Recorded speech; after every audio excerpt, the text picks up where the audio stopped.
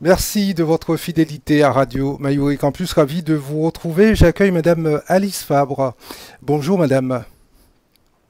Bonjour. Vous êtes la directrice du pôle ressources de Guyane et vous organisez en partenariat avec la GCAM le forum, c'est la deuxième édition, Entreprendre dans la culture en Guyane. Ce sera du 16 au 18 novembre 2020.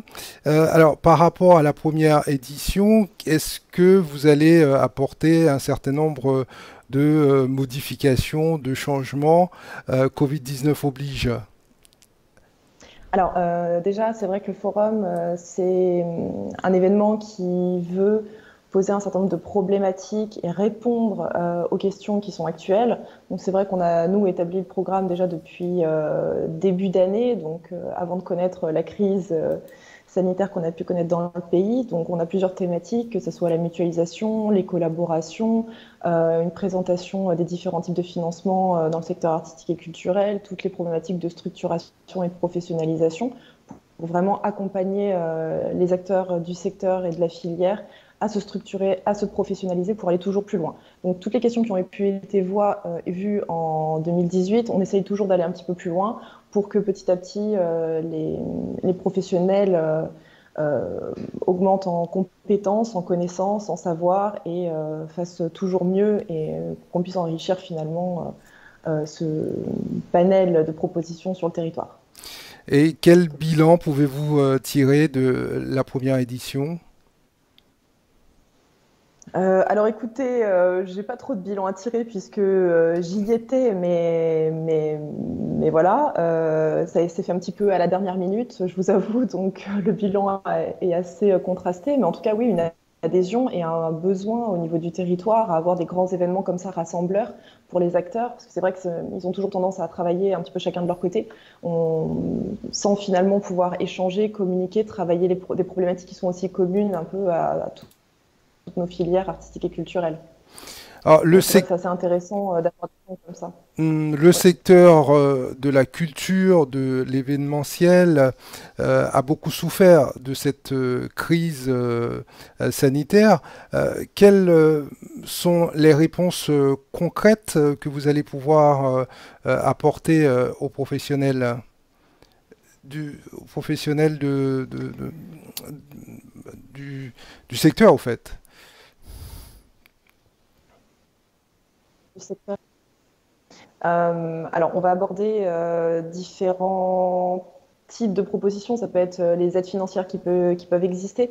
Mais c'est vrai que nous, en Guyane, on a été assez peu touchés, entre guillemets, par la crise, puisque, par exemple, on n'a pas de très grands festivals qui sont dépendants des billetteries, avec des grosses annulations qui ont porté un coût énorme finalement à la fois sur les retombées économiques sur le territoire et sur ces grands événements qui sont autofinancés. Donc on est plutôt sur des petites structures qui sont financées par des subventions publiques.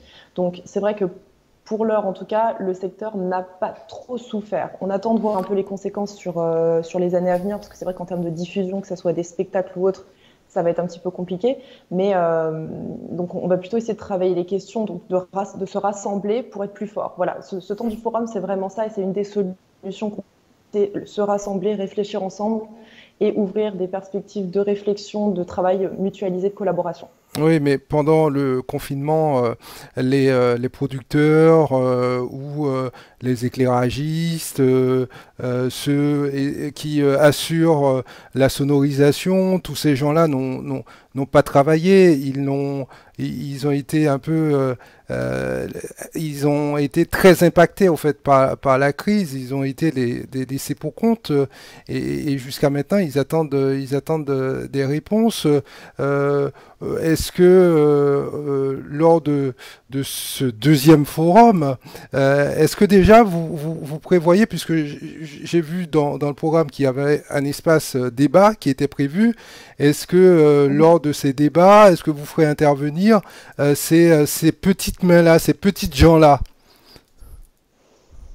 Alors oui, ils vont pouvoir intervenir dans le cadre du débat s'ils le souhaitent et s'ils ont des propositions à faire pour, en tout cas sur la question sur la thématique de ce débat-là, qui est quel schéma de développement artistique et culturel en Guyane. Donc comment on imagine le développement artistiques et culturelles du territoire, en gros à l'horizon 2030. Donc s'ils ont des propositions, bien sûr, on les écoutera et on les recevra avec grand plaisir. Après, au jour d'aujourd'hui, c'est pas moi, ni le pôle ressources, ni ce forum qui va apporter toutes les réponses, alors qu'on attend encore des réponses au niveau national sur la gestion de cette crise pour le secteur de la culture, puisque on voit que les théâtres là ont été obligés de refermer la semaine dernière avec le confinement. Donc, Tout à fait. il n'y a pas de solution miracle à l'heure actuelle. On essaye de trouver des solutions au fur et à mesure. Et pour moi, à l'heure actuelle, la seule solution possible, c'est l'entraide, la solidarité, et qu'on réfléchisse en commun à comment on peut faire pour l'avenir. D'accord, donc ce forum, c'est une espèce de brainstorming où on s'assoit autour d'une table, on échange et on essaye au fait de se projeter dans les années à venir, voire même dans les décennies à venir. C'est exactement ça. C'est voilà, s'asseoir tous ensemble, parler de nos différentes problématiques, des enjeux qu'on vit au quotidien aussi au niveau de nos secteurs d'activité, et essayer ensemble de trouver des pistes d'évolution. On apporte aussi un certain nombre d'intervenants spécialisés sur certaines thématiques comme la mutualisation, les collaborations ou autres qui ont d'autres expériences sur d'autres territoires qui peuvent aussi nourrir les expériences des porteurs de projets sur notre territoire. Mais l'idée, c'est voilà, de trouver des solutions pour continuer à avancer ensemble et à faire toujours mieux. Est-ce que vous pouvez nous parler brièvement du pôle ressources de Guyane? Depuis quand existe-t-il et quels sont ses objets? Alors, le pôle ressources de Guyane, c'est une association loi 1901 qui a été créée en janvier 2019 et qui a pour activité principale d'œuvrer pour la structuration et la professionnalisation des acteurs artistiques et culturels du territoire. Le pôle ressources se veut vraiment comme un outil mutualisé qui permette de la montée en compétence des acteurs du secteur.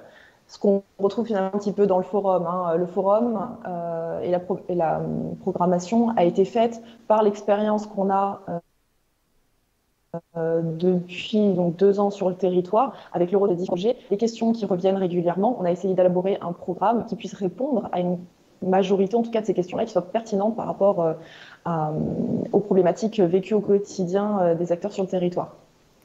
D'accord. Donc en 2 ans d'existence, est-ce que vous pouvez nous donner quelques exemples d'acteurs que vous avez eu à aider, à accompagner dans leur structuration, dans leur développement? Est-ce que vous avez quelques exemples à nous donner?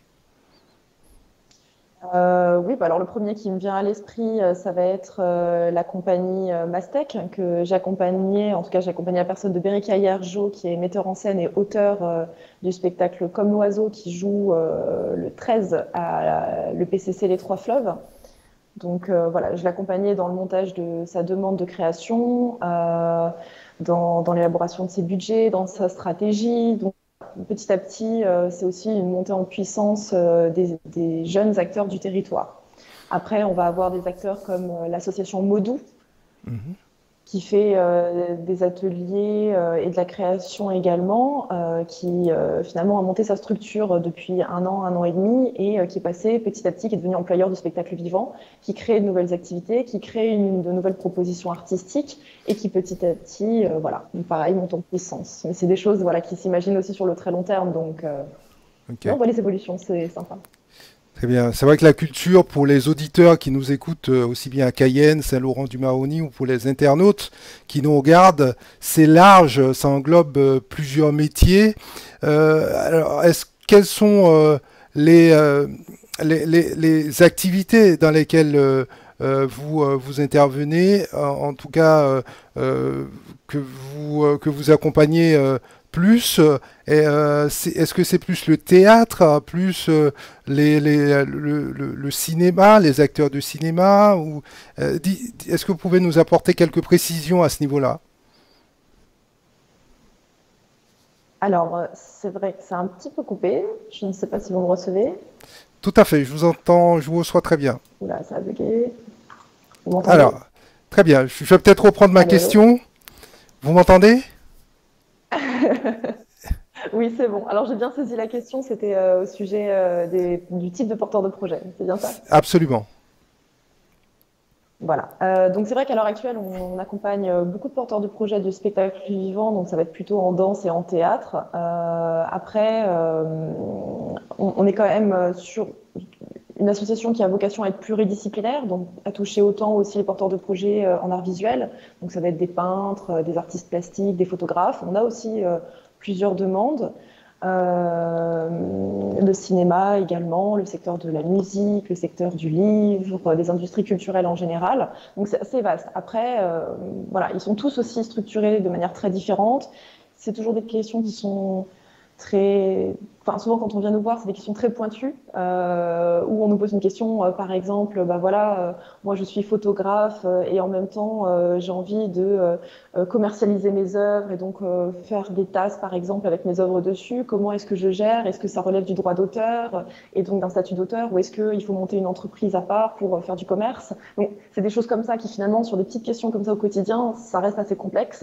Et voilà, nous, on essaye en tout cas d'y répondre C'est vrai qu'il y a beaucoup et de de les aider petit à petit. Oui, il y a beaucoup de précarité aussi dans le domaine de la culture et les intermittents du spectacle. C'est pas facile, on n'arrive pas à se projeter. Beaucoup vivent au jour le jour. De quelles ressources disposez-vous au niveau financier pour pouvoir répondre aux acteurs du territoire guyanais?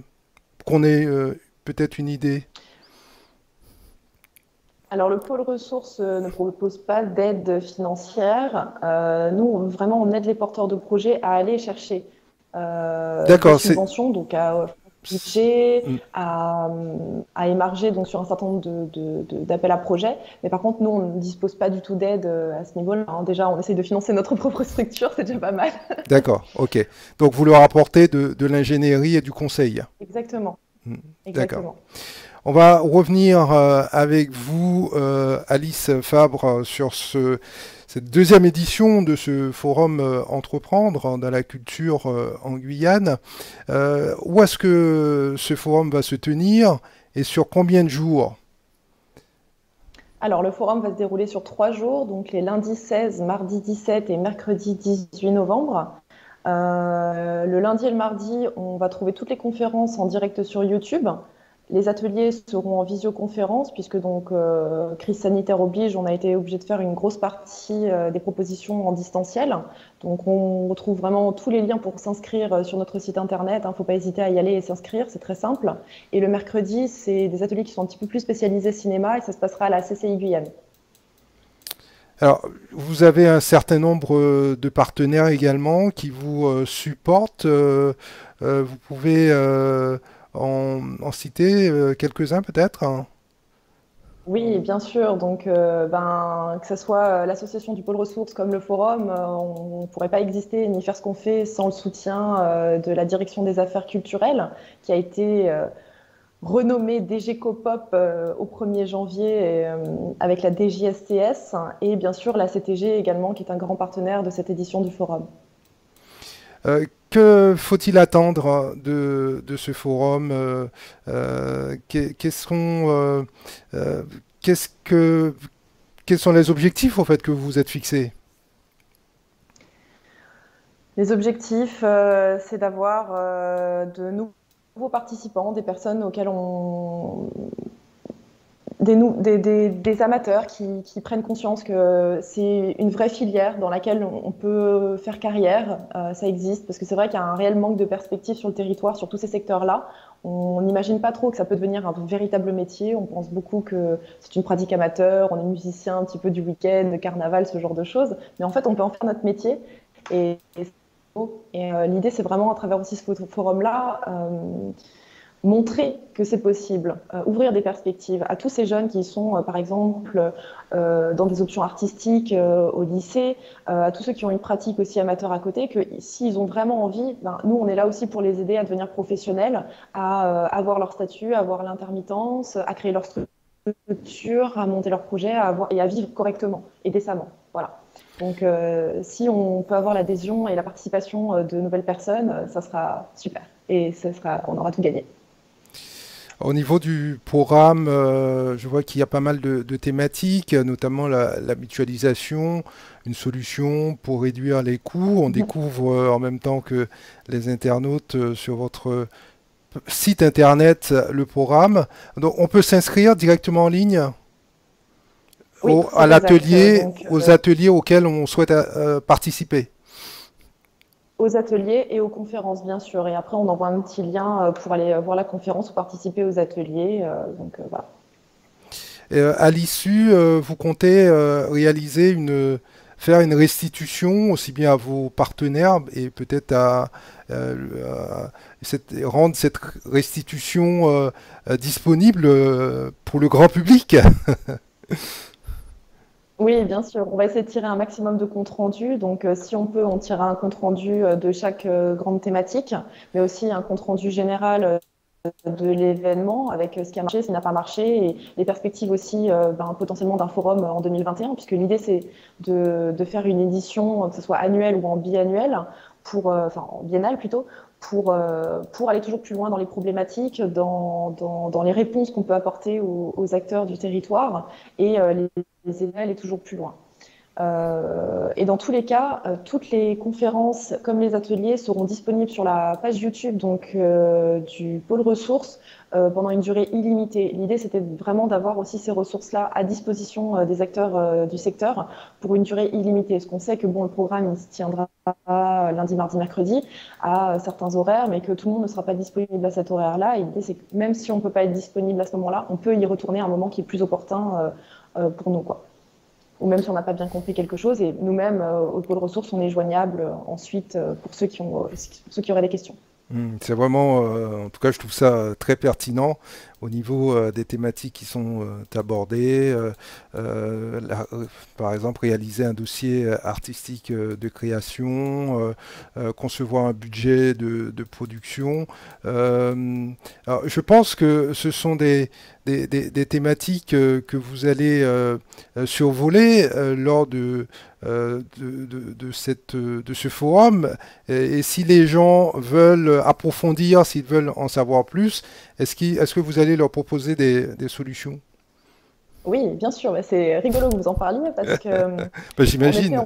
Ouais, j'imagine. donc là, on propose des ateliers de 2 heures parce que malheureusement, bon, le temps est quand même compté, hein. Mais on va proposer une session de formation plus longue sur produire un spectacle. Donc là, d'ici la fin de l'année.